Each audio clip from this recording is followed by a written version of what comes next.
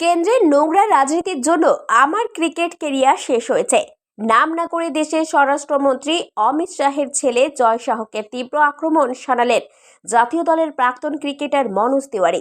তৃণমূলের প্রার্থী তারকা ক্রিকেটার কীর্তি আজাদ শনিবার তার হয়ে প্রচারে এসেছিলেন রাজ্যের প্রতিমন্ত্রী আরেক তারকা ক্রিকেটার মনোজ তিওয়ারি। দুর্গাপুরের গ্যারেজ মোড়ে কীর্তি আজাদের সমর্থনে প্রচারে এসে কার্যত ধুয়ে দিলেন অমিত পুত্র জয় শাহকে। বিসিসিআইয়ে স্বেচ্ছাচারিতা চালাচ্ছে জয় অ্যান্ড কোম্পানি। বহু প্রতিশ্রুতিমান ক্রিকেটারকে উঠতে দেওয়া হয়নি বলে দাবি করেন ভারতের প্রাক্তন ক্রিকেটার।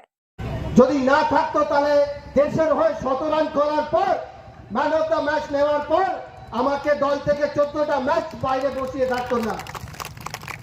এটাই যদি বম্বে থেকে কেউ থাকতো, সাউথ থেকে কেউ থাকতো, ওয়েস্ট থেকে যদি কেউ থাকতো, তারপর দিনের পর দিন তারা সুযোগ পেয়ে আজকের দিনে যারা সুপারস্টার হয়ে গেছে সেরকম আমিও সুপারস্টার হতে পারতাম।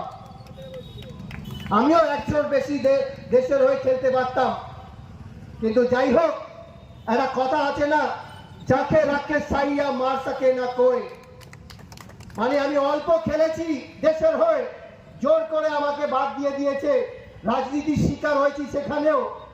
যার কারণে আর একটা কারণ আছে আমার রাজনীতিতে নামার, কি আমার চোখের সামনে যদি কোনো অত্যাচার বা কোনো অন্যায় হয় কোনো খেলোয়াড়দের, সেটা কিন্তু আমার ক্ষমতা সীমিত মধ্যে সেই অন্যায়টা আমি কোনোদিন তাদের ওপরে হতে দেব না।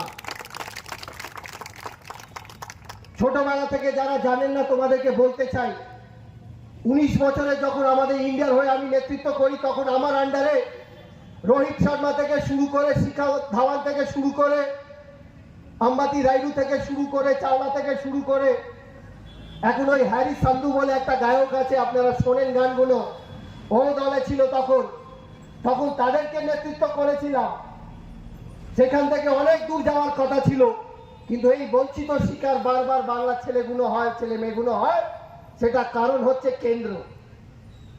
এখন হয়তো অনেকজন ভাববেন এই মনোজ তিওয়ারি কেন খেলার কথা বলছেন এইখানে রাজনীতির মঞ্চ থেকে। কেন বলবো না বলুন তো? আজকের দিনে বিসিসিআইতে যিনি বিসিসিআইটাকে চালাচ্ছে, ভারতের ক্রিকেটটাকে চালাচ্ছে, কোন ছেলেটা চালাচ্ছে বলুন তো? কার ছেলে চালাচ্ছে?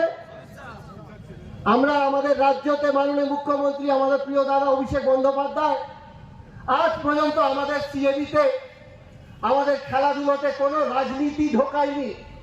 কিন্তু অন্য রাজ্যতে যেখানে বিজেপি সরকারের শাসন আছে সেখানে আপনারা খুঁজে বার করে নিন, আপনারা ইন্টারনেটে দেখবেন সবকটা বিজেপি সরকারের লোকেরা তারা ওই অ্যাসোসিয়েশনে গিয়ে বসে আছে আর নোংরা রাজনীতি করে অনেক প্রতিভা ছেলেদেরকে আটকে রেখে দিয়েছে। এদিন গ্যারেজ মোড়ে তৃণমূল প্রার্থীর সমর্থনে জনসভায় মনোজ তিওয়ারি ছাড়া উপস্থিত ছিলেন দুর্গাপুরের প্রাক্তন কাউন্সিলর ও স্থানীয় নেতৃত্ব। দুর্গাপুর থেকে কৌশিক বাসুর রিপোর্ট, 99 নিউজ বাংলা।